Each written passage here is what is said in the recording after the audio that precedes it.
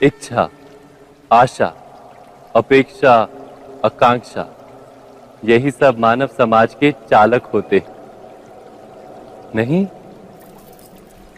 यदि कोई आपसे पूछे कि आप कौन हैं, तो आपका उत्तर क्या होगा? विचार कीजिए।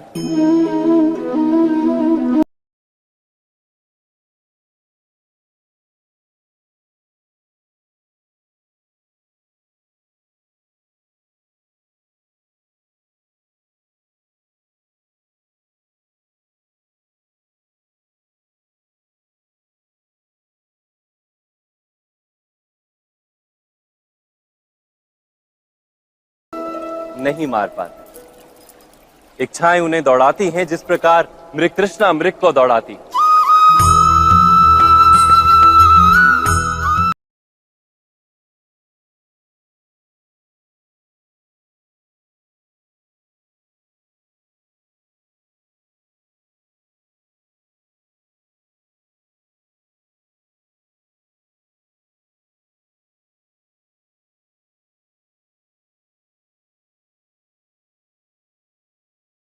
ये कथा नहीं है केवल इच्छाओं के संघर्ष की, नहीं है केवल महत्वाकांक्षाओं से जन्म लेने वाले भयावह रक्तपात की। ये कथा है इच्छाओं के गर्भ से उदित होते हुए ज्ञान की। मैं वासुदेव कृष्ण आप सभी को निमंत्रण देता हूं इस यात्रा पे चलने का, जो जीवन का मर्म सिखाएगी, मनुष्य का धर्म सिखाएगी, कीचड़ से उठकर कमल बनने का कर्म सिखाएगी। और इस यात्रा का नाम है महाभारत।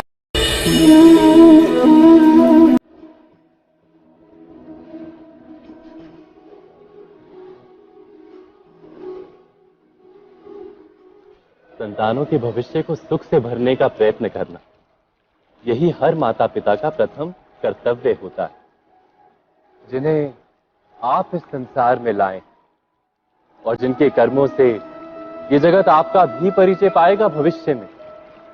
उनके भविष्य के सुख की योजना करने से अधिक महत्व और हो भी क्या सकता है।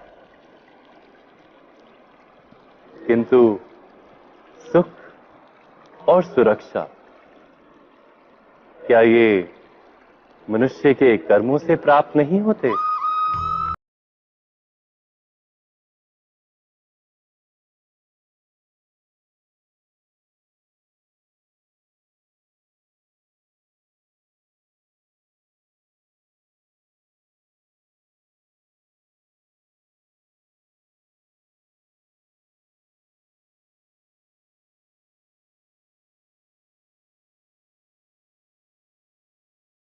संस्कार और शिक्षा से बनता है मनुष्य का चरित्र।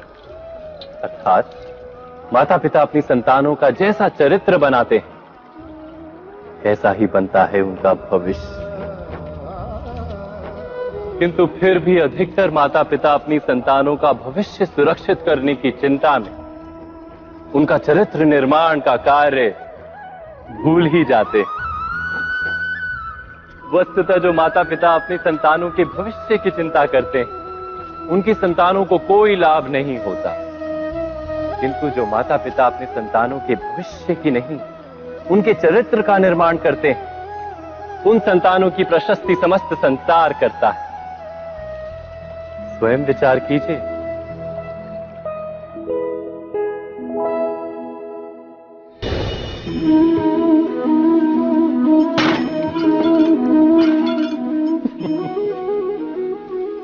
कभी कभी कोई घटना मनुष्य के जीवन की सारी योजनाओं को तोड़ देती और मनुष्य उस आघात को अपने जीवन का केंद्र मान लेता।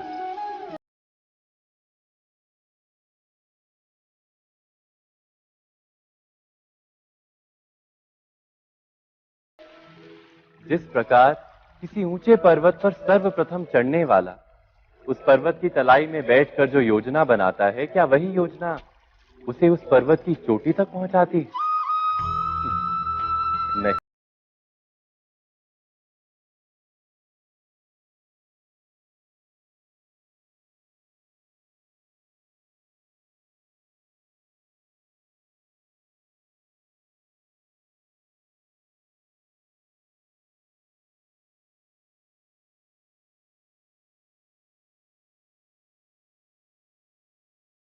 को अपने योग्य नहीं बना पाता, केवल स्वयं को पर्वत के योग्य बना सकता है। क्या जीवन के साथ भी ऐसा ही नहीं? जब मनुष्य जीवन में किसी एक चुनौती को, एक अवरोध को अपने जीवन का केंद्र मान लेता है, अपने जीवन की गति को ही रोक देता है, तो वो अपने जीवन में सफल नहीं बन पाता और ना ही सुख और शांति प्राप्त कर पाता। अर्थात जीवन को अपने योग्य बनाने के बदले स्वयं अपने को जीवन के योग्य बनाना ही सफलता और सुख का एकमात्र मार्ग नहीं? स्वयं विचार कीजिए।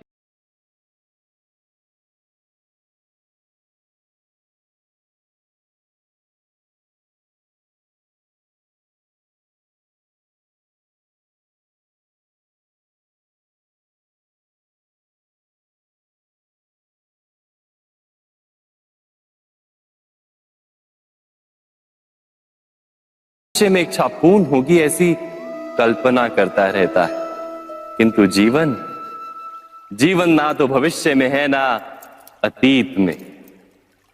जीवन तो इस क्षण का नाम, अर्थात इस क्षण का अनुभव ही जीवन का अनुभव। पर हम ये जानते हुए भी इतना सा सत्य समझ नहीं पाते। या तो हम बीते हुए समय के स्मरणों को घेर कर बैठे रहते हैं, या फिर आने वाले समय के लिए हम योजनाएं बनाते रहते हैं, और जीवन जीवन बीत जाता है। एक सत्य यदि हम हृदय में उतार लें कि ना हम भविष्य देख सकते हैं, ना ही भविष्य निर्मित कर सकते हैं, हम तो केवल धैर्य और साहस के साथ भविष्य को आलिंगन दे सकते हैं, स्वागत कर सकते हैं भविष्य का। तो क्या जीवन का हर पल जीवन से नहीं भर जाएगा? स्वयं विचार कीजिए। पूर्वजों की इच्छा, आशा, महत्वाकांक्षा, क्रोध, बैर, प्रतिशोध, यही सब आने वाली पीढ़ी की धरोहर बनते हैं। माता पिता अपनी संतानों को देना तो चाहते हैं समस्त विश्व का सुख, पर देते हैं अपनी पीड़ाओं की संपत्ति। देना चाहते हैं अमृत, पर साथ ही साथ विष का घड़ा भी भर देते हैं। आप विचार कीजिए, आपने अपनी संतानों को क्या दिया आज तक? अवश्य प्रेम, ज्ञान, संपत्ति आदि दिए, पर क्या साथ ही साथ उनके मन को मैल से भर देने वाले पूर्व ग्रह नहीं दिए? अच्छे बुरे की पूर्व निर्धारित व्याख्याएं नहीं दी? व्यक्ति का व्यक्ति के साथ, समाजों का समाजों के साथ, राष्ट्र का राष्ट्र के साथ संघर्ष क्या इन्हीं पूर्व ग्रहों से निर्मित नहीं होते? हत्या, मृत्यु, रक्तपात क्या इन्हीं पूर्व ग्रहों से नहीं जन्मते? अर्थात माता पिता अपनी संतानों को जन्म के साथ मृत्यु का दान भी देते हैं, प्रेम के प्रकाश के साथ साथ घृणा का अंधकार भी देते हैं, और अंधकार मन का, हृदय का हो या वास्तविक हो, उससे केवल भय प्राप्त होता है, केवल भय। स्वयं विचार कीजिए।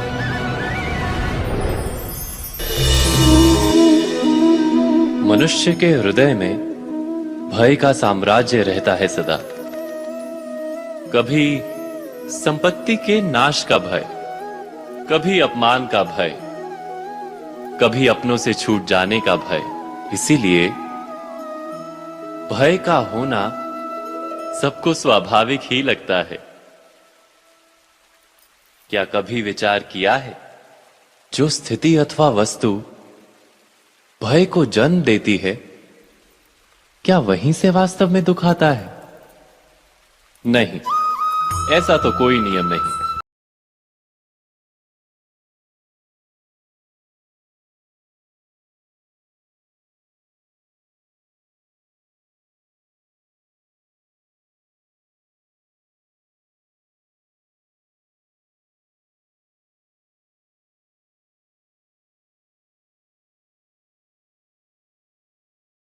कुछ और नहीं, केवल कल्पना मात्र ही है। इससे मुक्त होकर निर्भय बन पाना क्या बहुत कठिन है? अवश्य विचार कीजिएगा।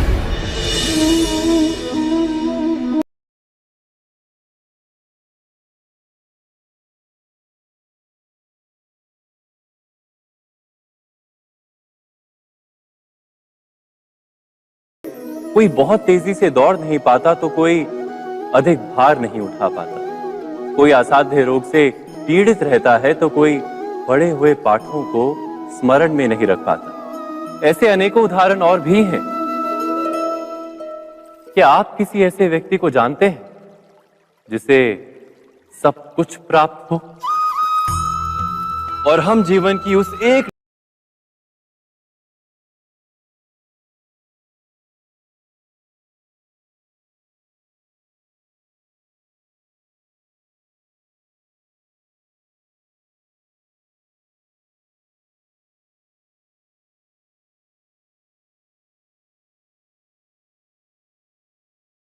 कुछ व्यक्ति ऐसे भी होते हैं जो अपने पुरुषार्थ और श्रम से उस निर्बलता को पराजित कर देते हैं। क्या भेद है उनमें और अन्य लोगों में? क्या आपने कभी विचार किया है? सरल सा उत्तर है इसका।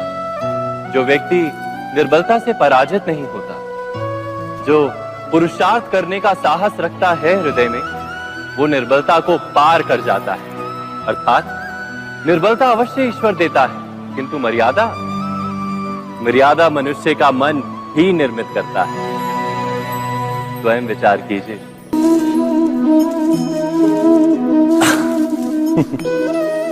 मनुष्य के सारे संबंधों का आधार है अपेक्षा। पति कैसा हो जो मेरा जीवन सुख और सुविधा से भर दे? पत्नी कैसी हो जो सदैव मेरे प्रति समर्पित रहे?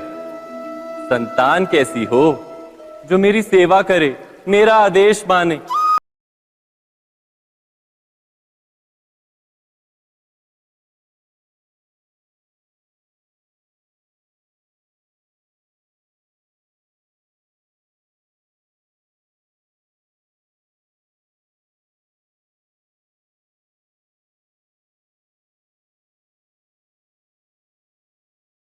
अपेक्षाओं के बारे में जान ही नहीं पाता। पूर्ण करने की प्रामाणिक इच्छा हो तब भी कोई मनुष्य किसी की अपेक्षाओं को पूर्ण नहीं कर पाता, और वहां से जन्म लेता है संघर्ष। सारे संबंध संघर्ष में परिवर्तित हो जाते। पर मनुष्य अपेक्षा को संबंध का आधार ना बनाए और स्वीकार करे केवल संबंध का आधार, तो क्या ये जीवन स्वयमेव सुख और शांति से नहीं भर जाएगा?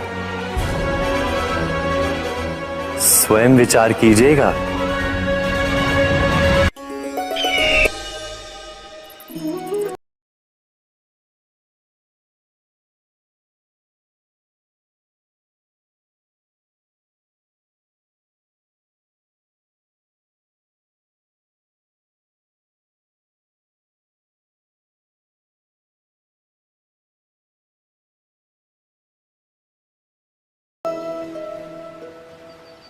क्या आपके सारे संबंधों ने आपको संपूर्ण संतोष दिया है? विचार कीजिए। हमारा जीवन संबंधों पर आधारित है। हमारी सुरक्षा संबंधों पर आधारित है। इसी कारण हमारे जीवन के सारे सुखों का आधार भी संबंध है। किंतु फिर भी हमें संबंधों में ही अधिकतर दुख क्यों प्राप्त होते हैं? सदा ही संघर्ष भी संबंधों से ही उत्पन्न क्यों हो जाते हैं? कभी विचार किया है? जब कोई व्यक्ति किसी अन्य व्यक्ति के विचार अथवा कार्य को स्वीकार नहीं करता, उसमें परिवर्तन करने का प्रयत्न करता है, तो संघर्ष जन्म लेता है। अर्थात जितना अधिक अस्वीकार उतना ही अधिक संघर्ष, और जितना अधिक स्वीकार उतना ही अधिक सुख। क्या ये वास्तविकता नहीं? यदि मनुष्य स्वयं अपनी अपेक्षाओं पर अंकुश रखे, अपने विचारों को परखे, किसी अन्य व्यक्ति में परिवर्तन करने का प्रयत्न ना कर स्वयं अपने भीतर परिवर्तन करने का प्रयास करे,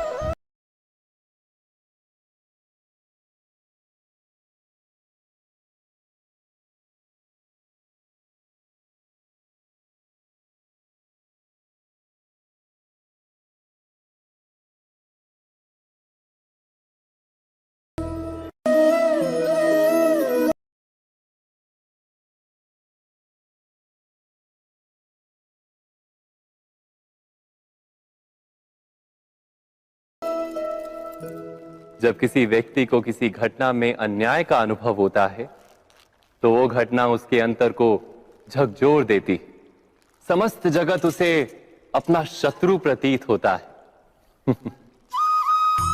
अन्याय लगने वाला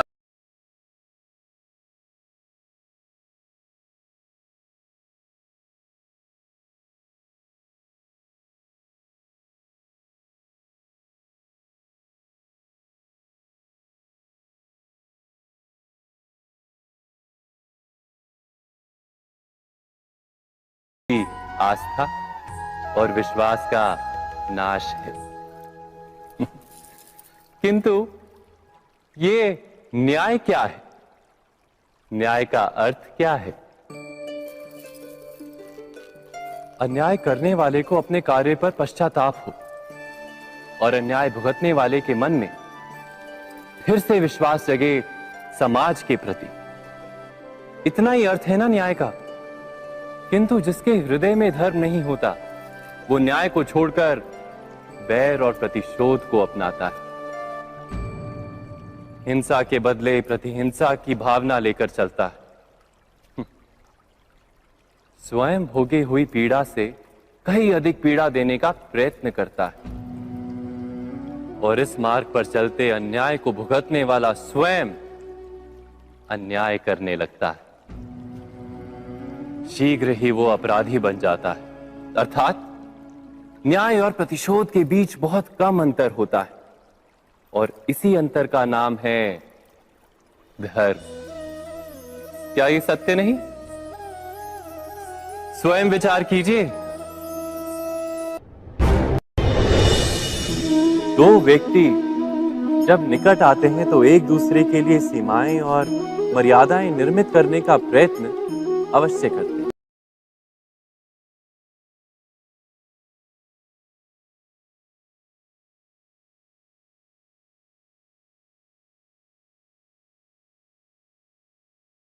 जाने में भी कोई अन्य व्यक्ति इन सीमाओं को तोड़ता है तो उसी क्षण हमारा हृदय क्रोध से भर जाता है। इन सीमाओं का वास्तविक रूप क्या है? क्या हमने कभी विचार किया? सीमाओं के द्वारा हम दूसरे व्यक्ति को निर्णय करने की अनुमति नहीं देते, अपना निर्णय उस व्यक्ति पर थोपते, अर्थात किसी की स्वतंत्रता का अस्वीकार करते हैं। और जब स्वतंत्रता का अस्वीकार किया जाता है तो उसका हृदय दुख से भर जाता है और जब वो सीमाओं को तोड़ता है तो हमारा हृदय क्रोध से भर जाता है। क्या ऐसा नहीं होता?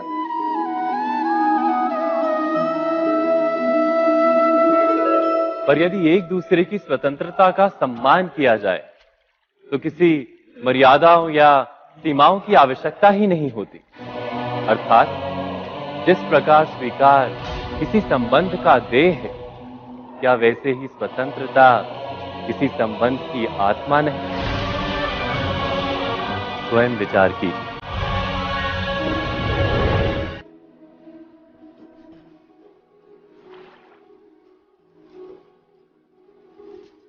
पिता सदा ही अपने संतान के सुख की कामना करते, उनके भविष्य की चिंता करते रहते।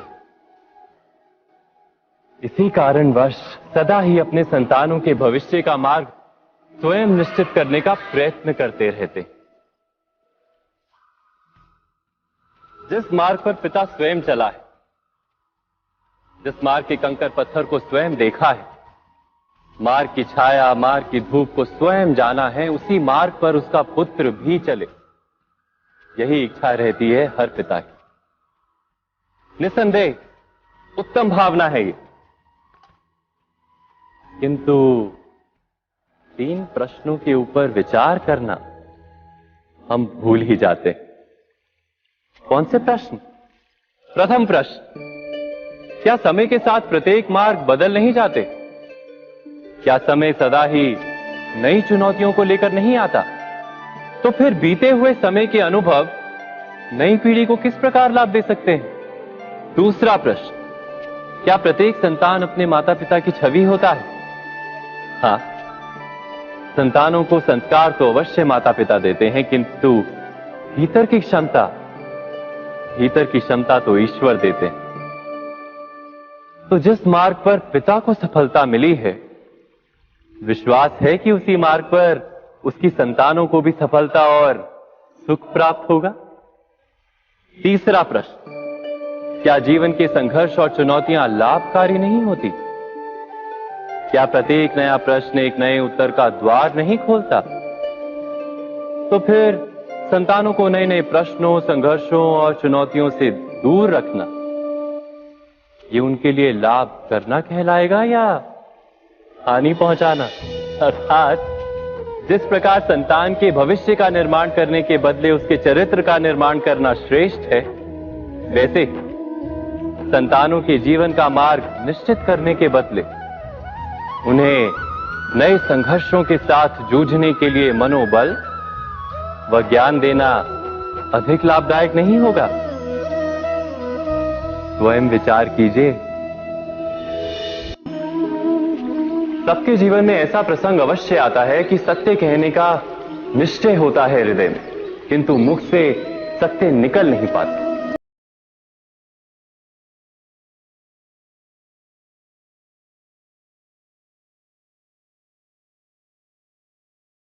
या फिर स्वयं से कोई भूल हो जाए उसके बारे में कुछ बोलना, क्या ये सत्य है? नहीं, ये तो केवल तथ्य है। अर्थात जैसा हुआ था वैसा केवल बोल देना सामान्य सी बात है। किंतु कभी कभी उस तथ्य को बोलते हुए भी भय लगता है। कदाचित किसी दूसरे की भावनाओं का विचार आता है मन, दूसरे को दुख होगा ये भय भी शब्दों को रोकता है। तो ये सत्य क्या है? क्या हमने कभी विचार किया है? जब भय रहते हुए भी कोई तथ्य बोलता है तो वो सत्य कहलाता है। वास्तव में सत्य कुछ और नहीं, केवल निर्भयता का दूसरा नाम है। और निर्भय होने का कोई समय नहीं होता, क्योंकि निर्भयता आत्मा का स्वभाव है। अर्थात क्या प्रत्येक क्षण सत्य बोलने का क्षण नहीं होता?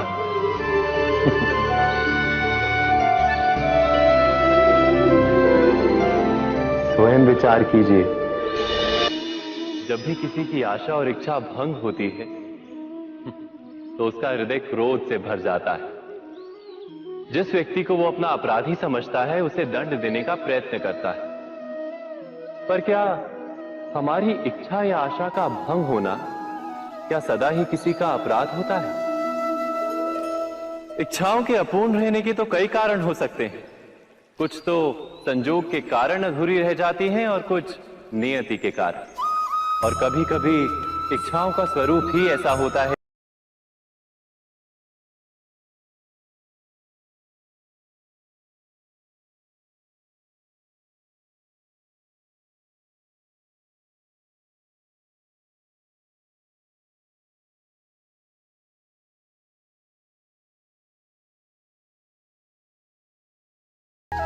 अर्थात हृदय में करुणा धारण किए बिना किसी के अपराध के विषय में विचार करना, किसी को दंड देना क्या अपने आप में ही अन्याय नहीं?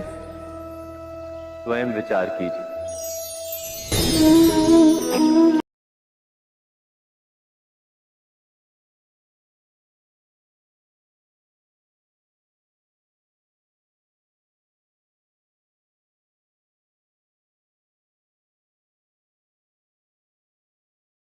भविष्य के दुख का कारण दूर करने के लिए हम आज योजना बनाते हैं। किंतु कल के संकट को आज निर्मूल करने से हमें लाभ मिलता है या हानि पहुंचती है, ये प्रश्न हम कभी नहीं करते।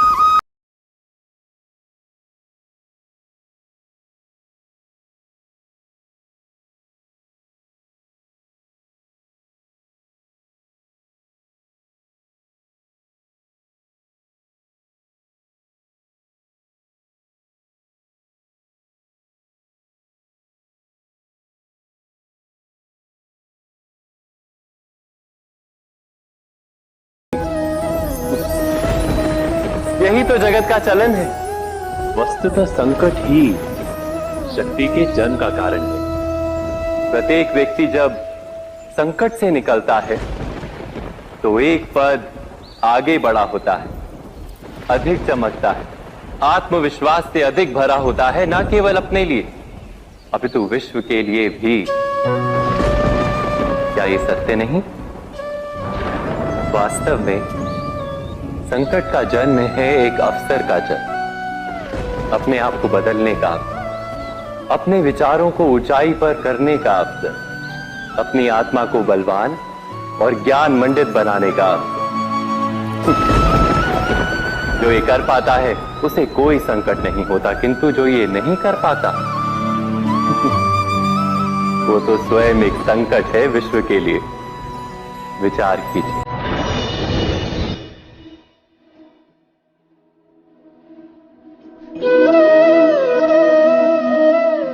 परंपरा में धर्म बसता है और परंपराएं ही धर्म को संभालने का कार्य करती हैं, ये सत्य है।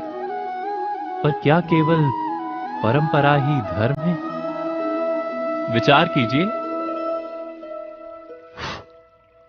सत्य तो यह है कि जिस प्रकार पाषाण में शिल्प होता है, उसी प्रकार परंपरा में धर्म होता है। इस पत्थर में शिल्प है, ये पत्थर शिल्प नहीं।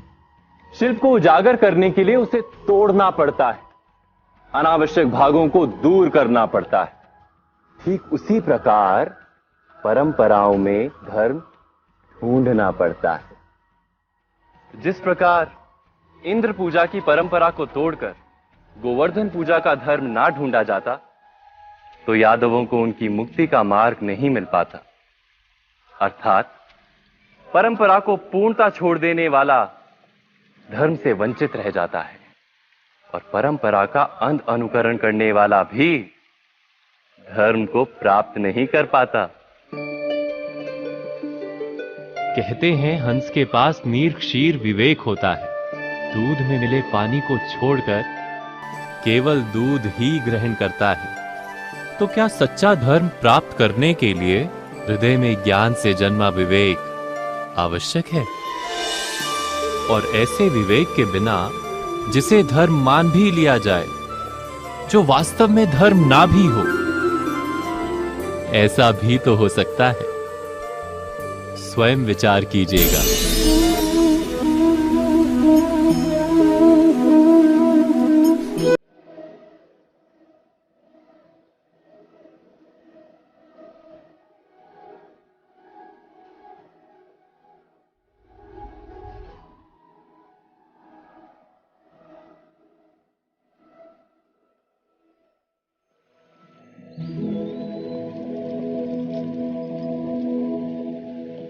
भविष्य के आधार पर सब आज का निर्णय लेना चाहते हैं। भविष्य में सुख मिले, भविष्य सुरक्षित हो, ऐसे निर्णय आज लेने का प्रयत्न रहता है सबका। आप अपने जीवन को देखिए। क्या आपके अधिकतर निर्णय के पीछे भविष्य का विचार नहीं होता? और हो भी क्यों ना। अपने जीवन को सरल और सुखमय बनाने का प्रयत्न करने का अधिकार सबका है। पर भविष्य तो कोई नहीं जानता, केवल कल्पना ही की जा सकती है। तो जीवन के सारे महत्वपूर्ण निर्णय कल्पनाओं के आधार पर ही करते हैं हम। क्या निर्णय करने का कोई तीसरा मार्ग हो सकता है? विचार कीजिए। सारे सुखों का आधार धर्म है, और वो धर्म मनुष्य के हृदय में बसता है। तो प्रत्येक निर्णय से पूर्व स्वयं अपने हृदय से ये प्रश्न अवश्य पूछ लेना कि ये निर्णय स्वार्थ से जन्मा है या धर्म से। क्या इतना पर्याप्त नहीं? भविष्य के बदले धर्म का विचार करने से क्या भविष्य अधिक सुखपूर्ण नहीं होगा? स्वयं विचार कीजिए। व्यक्ति को जब उसके अपराध का दंड मिलता है तब कभी कभी उस न्याय को देखकर मन कचोटता है। प्रश्न उठता है हृदय में कि जब वो अपराध हुआ था तब व्यक्ति भिन्न था। उसके पश्चात उसने इतने पश्चाताप किए, स्वयं में इतना परिवर्तन किया, फिर उसे दंड क्यों मिले? पर जहां आघात होता है वहां प्रत्याघात भी होता है। जैसा कर्म वैसा फल। यदि किसी को प्रेम दोगे तो सुख प्राप्त होगा, यदि किसी की हत्या करोगे तो मृत्यु दंड मिलेगा। जैसा कार्य वैसा ही न्याय। तो फिर प्रायश्चित और पश्चाताप का कोई मूल्य नहीं है? अवश्य है मूल्य। प्रायश्चित और पश्चाताप मनुष्य की आत्मा को बलवान करता है। आने वाले दंड को स्वीकार करने के लिए मनुष्य को तैयार करता है। अर्थात बिना प्रायश्चित के दंड स्वीकार करने का कोई मूल्य है? स्वयं विचार कीजिए।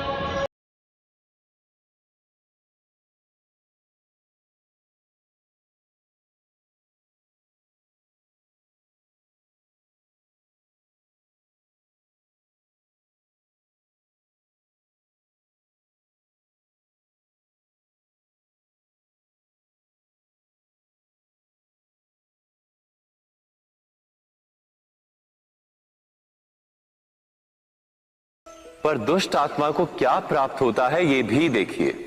दुष्टता करने वाला हृदय सदा चंचल रहता है, अकुलाता रहता है। मन में सदा नए नए संघर्ष उत्पन्न होते हैं। अविश्वास उसे जीवन भर दौड़ाता है। क्या ये सुख है? जबकि धर्म पे चलने वाले, अच्छा कार्य करने वाले, सच्चरित्र व्यक्ति का हृदय शांत रहता है। परिस्थितियां उसके जीवन के सुख में बाधा नहीं बनती। समाज में सम्मान और मन में संतोष रहता है सदा। अर्थात अच्छा बर्ताव भविष्य में किसी सुख का मार्ग नहीं। अच्छा बर्ताव स्वयं सुख, अथवा बुरा बर्ताव भविष्य में किसी दुख का मार्ग नहीं। अधर्म उसी क्षण दुख उत्पन्न करता है। धर्म से सुख नहीं, धर्म स्वयं।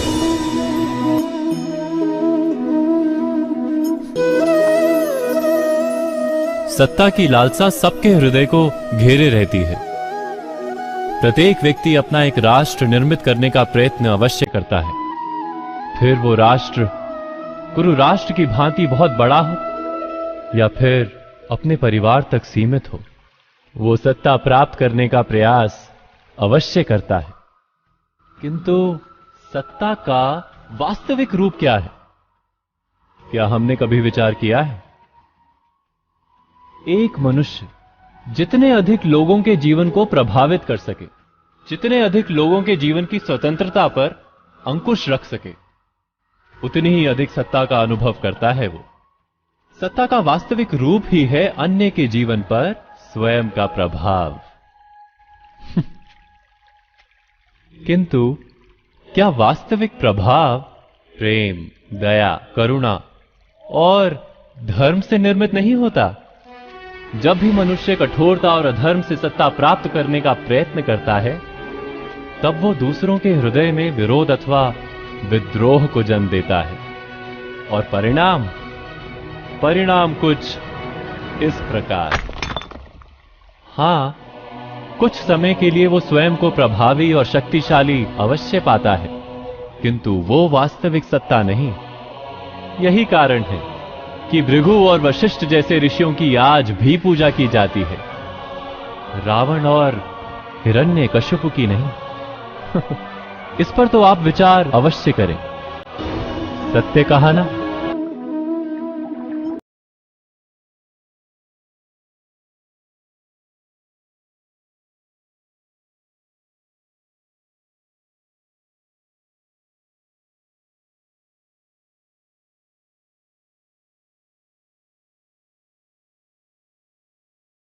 बालक में ना कोई गुण होता है और ना ही कोई दोष। तो ये दोष अथवा गुण किस प्रकार प्राप्त होते हैं, क्या हमने कभी विचार किया है? जो बात माता पिता के मुख से निरंतर सुनी जाती है, वही बात उनकी संतानों के हृदय का संस्कार बनती है। जैसे किसी गांव में नदी तट तक एक पगडंडी बन जाती है केवल उस मार्ग पर बार बार चलने के कारण। अर्थात माता पिता के हृदय की इच्छाएं उनकी संतानों के हृदय का दोष अथवा गुण बनकर जन्म लेती हैं। क्या ये सत्य नहीं? पर फिर भी जब उनकी संतानों में कोई दोष दिखाई देता है तो माता पिता आश्चर्य और दुख से भर जाते हैं। माता पिता का हृदय ये प्रश्न करता है कि उनकी संतानों में ये कुसंस्कार आए कहां से। सत्य तो यही है कि माता पिता अपनी संतानों को अनजाने में ही कुसंस्कार के बीज दे देते हैं, जो उनके संतानों की हृदय भूमि पर कुसंस्कार का वृक्ष बनकर उगता है। अर्थात अपनी संतानों को सुसंस्कारी और धर्ममय बनाने की आशा रखने वाले प्रत्येक माता पिता को प्रथम अपने हृदय की इच्छाओं पर अंकुश रखना क्या अनिवार्य नहीं?